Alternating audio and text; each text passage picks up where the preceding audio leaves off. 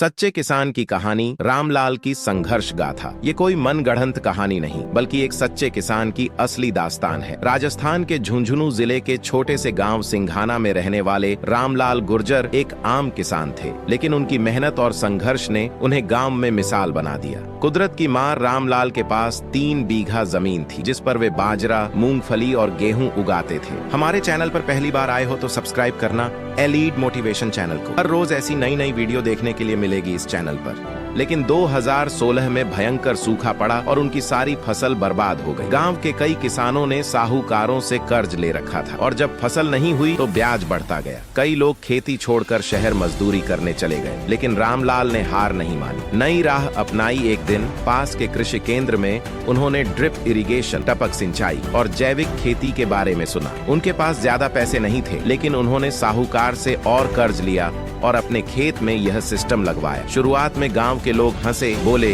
रामलाल पागल हो गया है, इतनी महंगी तकनीक अपनाने चला है, लेकिन उन्होंने किसी की परवाह नहीं की। मेहनत का रंग लाना। रामलाल ने केमिकल खाद की जगह गौशाला से गोबर खाद इस्तेमाल की और धीरे धीरे मिट्टी की उर्वरता बढ़ा दी। उनकी पहली जैविक फसल 2018 में तैयार हुई और जब इसे सीधा जयपुर की मंडी में बेचा तो दाम देखकर गांव के लोग हैरान रह गए। सामान्य मूंगफली 40 रुपये प्रति किलोग्राम बिकती थी, उनकी जैविक मूंगफली 75 रुपये प्रति किलोग्राम में बिकी। गेहूं और बाजरा भी महंगे दामों पर बिकने लगे। धीरे धीरे उनका सारा कर्ज उतर गया और मुनाफा होने लगा। गांव के लिए प्रेरणा। अब गांव के लोग जो कभी उनकी हंसी उड़ाते थे, उनसे सलाह लेने आने लगे। रामलाल ने भी दिल खोलकर अपने अनुभव सबको बताए और कई किसानों को जैविक खेती के लिए प्रेरित किया। आज सिंघाना गांव जैविक खेती के लिए पूरे झुंझुनू जिले में जाना जाता है। निष्कर्ष, रामलाल की यह कहानी हमें सिखाती है कि अगर इंसान में हिम्मत, मेहनत और सीखने की चाहत हो तो कोई भी मुश्किल उसे रोक नहीं सकता। राजस्थान की धरती ने हमेशा योद्धा पैदा किए हैं और रामलाल भी एक योद्धा ही है